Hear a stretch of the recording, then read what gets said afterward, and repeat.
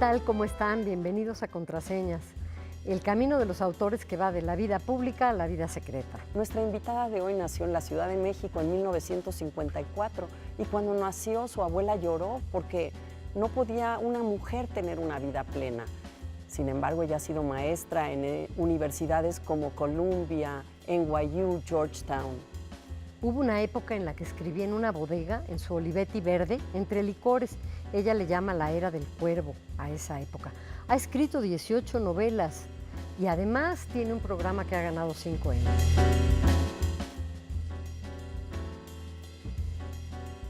Ella es Carmen Boullosa. Carmen, bienvenida. Nos da mucho gusto que estés aquí. Muchísimas gracias por recibirme. Me da mucha alegría estar aquí conversando con ustedes. Ay, Carmen, te hemos leído tanto y has escrito tanto. Tienes una historia además interesantísima y una relación muy especial con tu abuela desde chica. No solamente aparece en el libro más reciente de Crónicas sobre Acapulco, ese papel fundamental, sino en muchas partes de tu obra. ¿Cómo era acompañar a tu abuela de compras al centro? ¿Cómo era estar con ella? O sea, esta abuela que lloró cuando naciste. Exacto.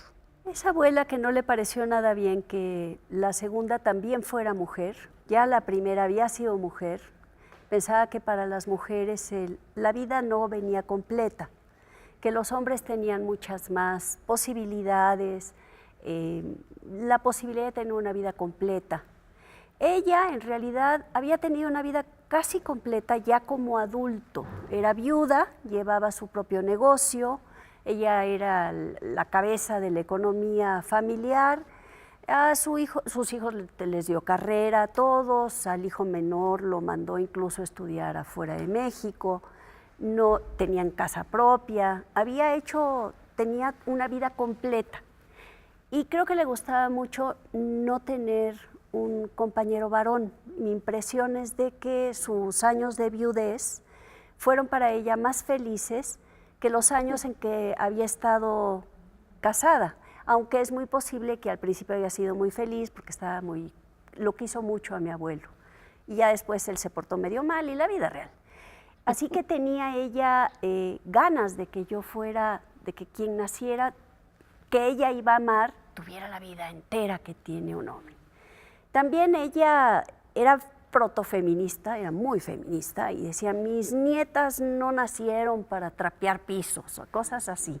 Quería que todas tuviéramos la mejor educación y una vida muy grande y creo que con nosotras hacía una relación más cálida, más jubilosa que con los nietos varones. Aunque no lo sé, porque he hablado luego con mis hermanos, con Pedro, mi hermano, y cuenta de mi abuela unas cosas sensacionales también.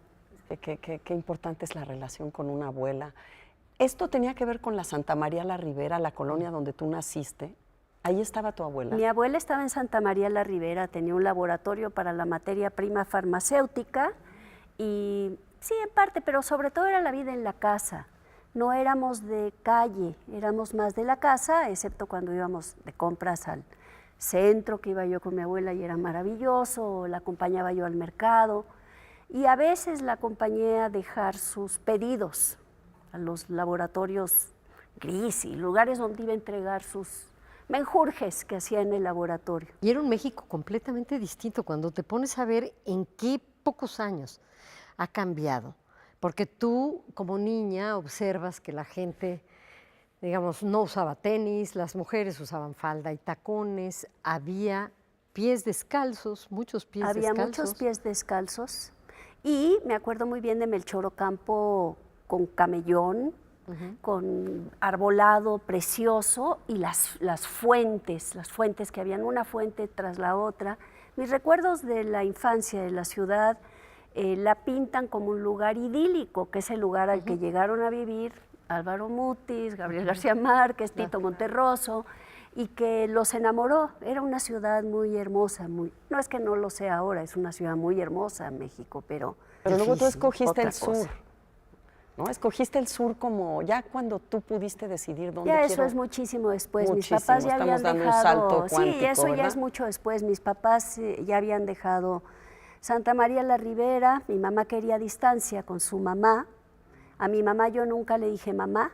La mami era mi abuela. Y había entrado mi mamá a psicoanálisis, había estudiado ella psicología y sentía que para disfrutar la maternidad y la relación con los hijos requería, y su propia vida, requería de una distancia con su mamá, que para mí me rompió el corazón. Así que nos fuimos muy lejos. Y ya después, en otra vida, cuando mi mamá ya había muerto, mi papá ya se había casado con una mujer pues muy espantosa, yo quería distancia con el mundo de mi papá y también con el mundo que me había rodeado al final, mi primaria, mi secundaria y mi prepa, en escuela de monjas, de niñas, de mujeres. Quería yo una distancia, quería entrar a la UNAM, quería entrar a la ciudad, quería otro universo. La independencia. Oye, pero déjame volver a una pregunta. Entonces, la escritura, las palabras, la experiencia con el lenguaje primera no vino de tu madre, nunca tuvo que ver con tu madre. No, con mi abuela ni con mi madre, no. Mi abuela era una narradora sensacional, oral, y era muy buena lectora. A mi mamá le gustaba mucho leer también, pero no era como su verdadera pasión. Y a mi papá le encantaba leer, era un gran lector, la casa estaba llena de libros y mi recuerdo de mi papá, yo como niña pequeña, era este hombre con los bolsillos del saco deformados porque siempre escondía un libro. Él siempre, o sea, los sacos de los señores todos estaban como Dios manda y el saco de mi papá siempre tenía, doblaba los libros, compraba los libros de bolsillo, los doblaba y los guardaba. Y si no era, y si era un libro más grande, se lo escondía dentro del saco, hasta aquí adentro. Siempre traía un libro mi papá. Donde podía, se sentaba a leer. A veces me asombra ahora con mi marido que de pronto en una reunión o lo que sea volteó y él está ahí leyendo. Digo, ay demonios, ¿por qué me casé con él? ¿Por qué sería que me casé con él? Ese es mi recuerdo de mi papá. Cada que él podía se ponía a leer. La casa llena de libros, nos leía en voz alta a las hijas mayores, nos leía lo que a él le daba la gana leer y que nos iba a poner a dormir, en teoría.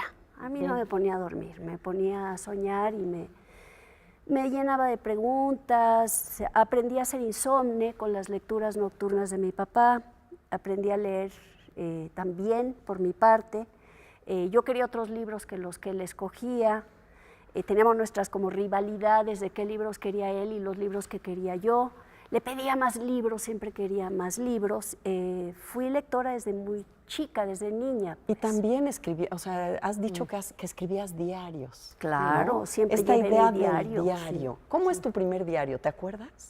Mi primer diario era como de cuero, falso cuero, plasticón o cuero, no lo sé, porque entonces no sabía distinguir. Tenía una llavecita, me lo habían regalado de Navidad. Y lo de la llavecita era muy importante, venían las fechas y escribía yo todo en mi diario. ¿Qué edad tendría yo? Posiblemente 11 años, yo me imagino. ¿Y es algo que sigues haciendo, Carmen? Sigo en un caos mayor en los últimos años, extrañamente, porque todos mis años de escritora he llevado diario de una manera o de otra. Y ahora un poquito más,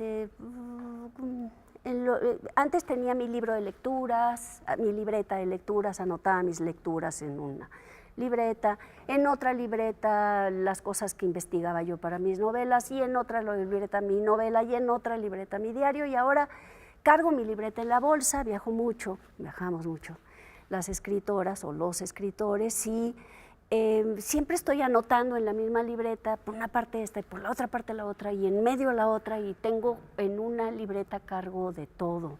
¿Y tú sientes que ha cambiado ese diario a lo largo de los años? Es decir, ¿te sirve más como para ir apuntando qué estás escribiendo y en qué dirección va a ir, o para registrar lo que hiciste cada día, las relaciones importantes, lo que ocurrió? Es muy buena pregunta. Yo ahora en realidad lo que hago es un registro caótico, como digo, y antes sí escribía cómo era mi relación con la gente, qué me caía fulanito cómo vivía yo tal, cómo me sentía. Esto lo ponía en el diario.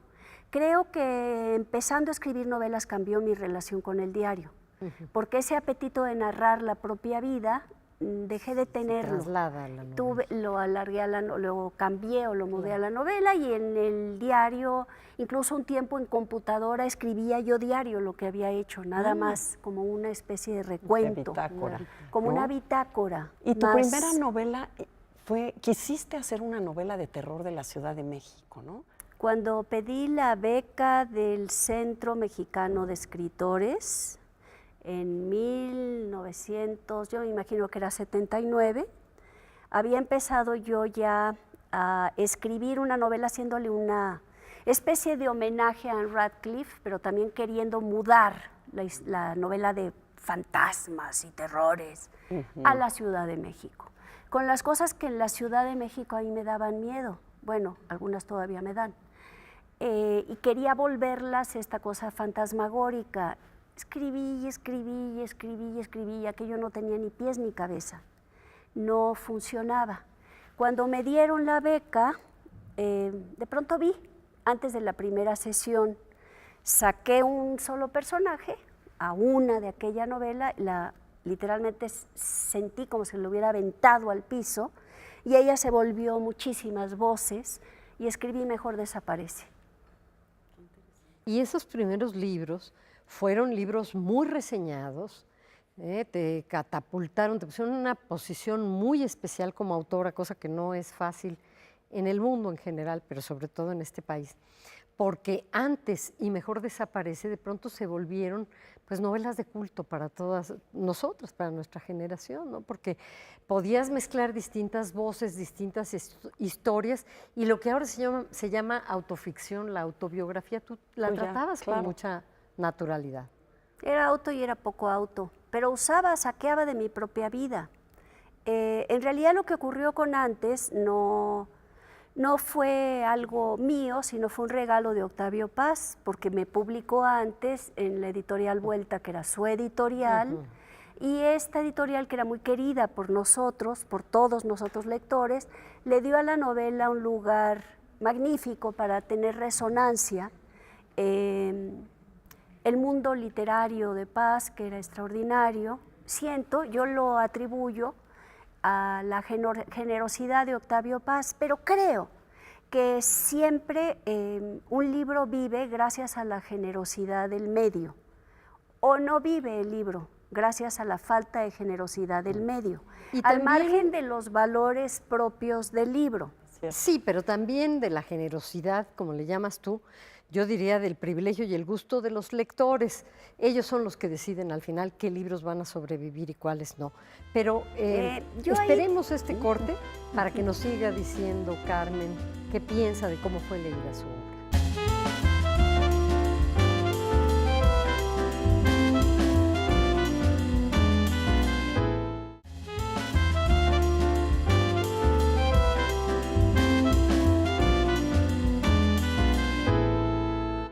Queridas, yo quería hacerles un comentario a lo que ustedes decían de los lectores, pero tengo indicado de que la tradición de este programa es que es mi turno de hacerles una pregunta. ¿Cuándo en la vida voy a tener la posibilidad de tenerlas a ustedes dos frente a mí y verlas orilladas a que me la tienen que contestar? Hoy es mi día. Y en mi día les pregunto, ustedes dos que son escritoras y que lo han sido de tantos años, ¿qué es para ustedes lo más desagradable de nuestro oficio? Lo Para más mí, ingrato, desagradable. definitivamente el bloqueo. Querer decir algo y no poder, no encontrar el tono, no encontrar la voz, tener una intuición acerca de una idea que te persigue o de una historia que te persigue y estar atorado ahí por un buen tiempo. Eso es lo más atroz. A mí fíjate que la indiferencia del exterior, el que no haya de repente, y esto nos llevaría a los lectores o a los medios, Sí. el que de repente todos sabemos lo que cuesta, el tiempo que le inviertes a un libro, el riesgo, la búsqueda, el pedazo de uno que está puesto ahí, y la indiferencia es quizás la respuesta más atroz, ¿no? Porque si alguien dice algo, pero la nada del otro lado, y sobre todo diría yo de los medios, de la crítica, porque a veces pienso yo que basta un lector para que tenga sentido el solitario batallar con aquel mundo frágil de palabras que quieres tú que permanezca, ¿no? Para ti, ¿qué es lo peor? Bueno, para mí, en realidad, ninguna de sus dos respuestas la tomaría yo, pero ni de lejos. Mayormente es un placer muy grande el oficio, y tal vez lo más dificultoso es algo muy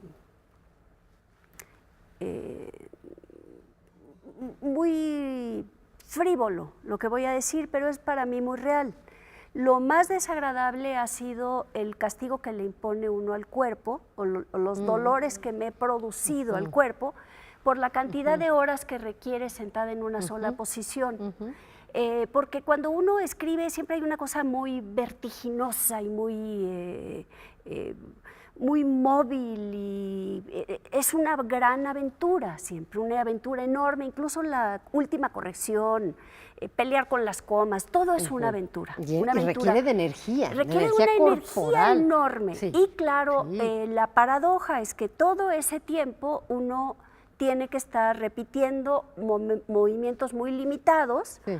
y en una enorme dosis de inmovilidad. Sí. Entonces yo solía escribir en la cama. Sí, yo siempre. me acuerdo que te Pero leía todavía a decir veces eso y no. decía yo, En la cama. Y todavía es donde yo quiero escribir. Y quien no quiere es mi pobre cuello. Mi cuello está, ya no puede más, es una cosa terrible. Eso, el castigo que uno le impone al cuerpo para obtener un placer en el cual el cuerpo es esencial, porque hay algo muy corpóreo en la escritura. Es cierto que uno escribe como con la sangre, el oxígeno, el pulmón, el deseo, todo con lo que cenaste anoche, todo está en lo que escribes.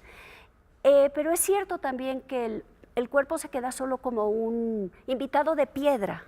Y ese invitado de piedrismo en el que sometemos al cuerpo, para mí es lo peor del oficio de escritor. además uno no se imagina como Dostoyevsky dictando novelas, ¿no? Bueno, yo en la última la he prácticamente dictado a mi computadora, que es una secretaria fatal. Siempre la tengo que estar corrigiendo. Hace lo pero que Ahí se le nos pega la vemos, gana. pone niños rengos. ¿no? Sí, hay cosas Fatal. así, pero van aprendiendo. También ella es lerdita, pero va aprendiendo. Y he dictado la mayor parte y en el teléfono he dictado también grandes partes. Tuve un problema en una mano, parte de esta misma invitado de piedrismo, que ya está solucionado, pero y más mi ausencia en la cama, que es algo terrible. Y eso es para mí lo más desagradable de un oficio que es infinitamente rico, divertido, maravilloso. Me vale gorro los lectores, soy un desastre, perdón, me vale gorro lector, no me pasa lo de que no encuentro el tono, no me importa, ya escribí 50 páginas en un tono que no voy a usar, ¿y qué importa? Y ahora ya voy y de pronto ya sé cuál es el tono, voy al siguiente tono. No peleo con el oficio, pero el oficio pelea con mi cuerpo, y casualmente mi cuerpo también soy yo. Oye, ¿y no peleas con la vida? Porque has escrito muchísimo, has escrito una cantidad enorme, no solamente entre los libros publicados, sino también los artículos, lo que preparas. Imagino que los solos guiones de los programas que haces, desde que escribiste Vacío, aquella obra de teatro que puso Julio Castillo, siempre estás trabajando en la escritura. Pero das la impresión también de vivir, de haber vivido mucho y cosas muy diversas. Sí, por suerte. Sí, por suerte, pero pero eso ¿cómo no le pelea haces? el oficio. Claro. El oficio no pelea. El oficio no. El otro día Juan, mi hijo, dijo, oye mamá, la primera vez que hicimos una gira de libro contigo en Alemania, yo tenía 6 años. Dije, chispas, ¿me lo vas a perdonar alguna vez? O sea, me lo llevé a los 6 años. Toda la aventura completa se tenía que sentar en silencio, traían claro sus colores y sus plumas y estaban pintando y lo que fuera. Las desmañanadas, ya saben ustedes lo que es eso. Sí, claro. Y lo vivió conmigo, pues, no de corbata. Yo sentía que era lo mejor y le pregunté, ¿fue un tormento o fue divertido? Yo me divertí muchísimo, fue sensacional. Hijo, no, fue divertidísimo. Yo qué creo que les suerte. das un mundo y unas posibilidades únicas y te acompañan y se vuelven complicidades. Y hablando de esto de los viajes, tú hace tiempo que mudaste tu vida a Nueva York, que vives entre la Ciudad de En los México dos, y sí, Nueva York, sí, ¿no? sí. Y este programa que mencionaba Rosa, New York, bueno, que precisamente entrevistas tú, ¿no? New York, 5 Nueva York. Nueva York, que estoy metiendo la pata porque es en español, La ¿verdad? clave es que el programa es en español para capturar la vida cultural de la ciudad en español y todo el punto sale con subtítulos en inglés. El punto del programa es que es la presencia del español y de nosotros en la ciudad que es nuestra hermana envidiosa. Nueva York en realidad era voy a contar mi versión cómic de esta historia, que es más seria, pero la versión cómic que es cierta es Nueva York era un puertecillo sin importancia. El importante era Boston y el tráfico era exclusivamente con la Gran Bretaña, únicamente. Era la ley, es lo único que ellos podían hacer. A la independencia de Estados Unidos, Boston ahí encuentra su manera y Nueva York se ve hundida, no tiene dónde ir y se le ocurre voltear al sur, voltear a ver a la América hispana. Y empieza su negocio, su tráfico, su comercio y a crecer. Las grandes fortunas de Nueva York, todas fueron hechas en América Latina, las tradicionales, desde los Vanderbilts, piensen en museos, ¿qué museo les gusta? claro. El Guggenheim, Sí, sí, ahí sí. tienen Guggenheim. Claro. Todo fue hecho de y con o de la América Latina y haciendo trenes y haciendo carreteras y poniendo el cable y el comercio. Ayudaron a la independencia de algunos países porque les convenía. O sea, tienen una historia es una ciudad nuestra. Nosotros la hicimos grande. Fue su nacimiento como una gran ciudad del mundo, fue con América Latina. Entonces he trabajado mucho en subrayar ese punto. Tuvimos una exposición trabajando con expertos, con 12 personas que conocían el tema. El historiador jefe era mi marido, que es historiador de la ciudad de Nueva York, para contar la historia de Nueva York como su relación con el mundo en español. Y el programa pues tiene ese sentido. Estoy casada con neoyorquino. Ese es mi ancla con la experto ciudad, en la historia de Nueva York, como bien experto dices. en la ciudad de Nueva York y enamorado de la Ciudad de México y de Coyoacán especialmente. Se muere por los colibríes, los árboles, la gente, el mercado, el modo de la gente que está aquí. Entonces, pues, eso. Y juntos han hecho una mancuerna fabulosa, porque Mike Wallace ha escrito este libro sobre Nueva York y además es famoso dictando todas las cátedras sobre esta ciudad, pero de pronto ustedes encuentran que pueden emprender este camino en común para escribir Narcohistoria, que es un libro apasionante que no se puede dejar, porque no tiene que ver con las historias de narcos como las conocemos, ni con el discurso del poder, tal y como nos ha narrado esta historia. Es la complicidad en los dos países desde la época de la colonia, sobre todo de la época postrevolucionaria y hasta la fecha. Y yo entiendo que es también desmitificar o desvestir este término de la guerra del narco, Sí. ¿no? Y ver de qué se trata este asunto. Y es algo muy diferente, ¿no, Carmen, a lo que has hecho? Pues muy diferente en todos los sentidos de la palabra. Yo me obsesioné por el tema mexicano, porque quién no, desde que la violencia subió en México, y me indignaba de ver que en México ya había 2,000 decapitados y no aparecía en ningún lugar de la prensa americana. No existíamos para ellos. Se decapitaban en algún lugar, Al Qaeda, y entonces sí, portada del New York Times. Caían cabezas en México y no había la menor atención. Entonces, bueno, yo decidí que iba a explicar la historia de la narcoguerra en México para el lector americano.